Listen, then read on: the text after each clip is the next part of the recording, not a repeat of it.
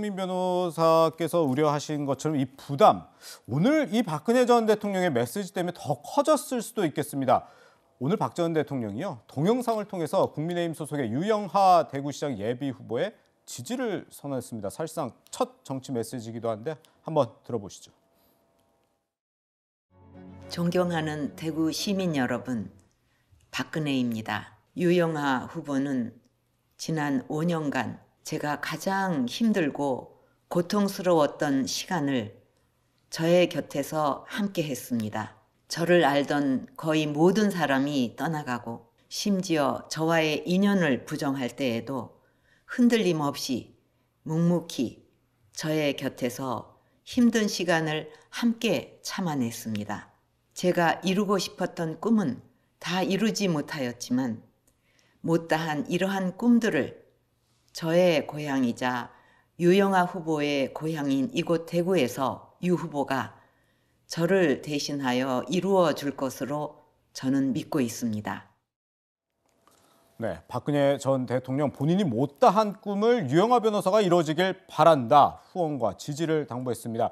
그랬더니 당내 경선 경쟁자인 홍준표 의원 SNS를 통해서 전직 대통령 파리 선거로 변질됐다, 이렇게 불편한 심기 감추지 않았습니다. 김수민 평론가님, 지금 박근혜 전 대통령 얘기를 들어보면 사실상 지금 남은 측근은 유영하 변호사 한 명이다, 이런 뜻인 것 같은데 박 전 대통령의 이 메시지에 어떤 파급 효과가 있을 거라고 보십니까?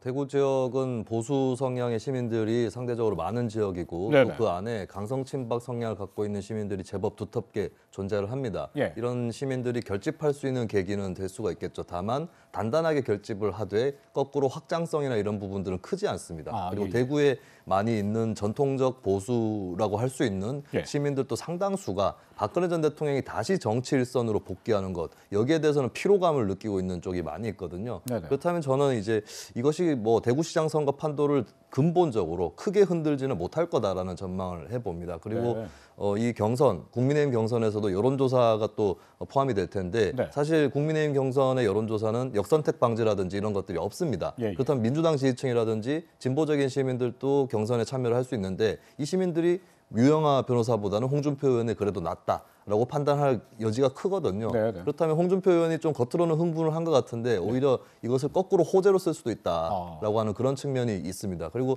이 지방선거라는 게 결국에 전국 동시지방선거이기 때문에 전국적으로는 또 어떤 파급력이 있을 거냐도 따져봐야 되는데 저는 국민의힘한테 그다지 긍정적인 효과는 없을 거라고 봅니다.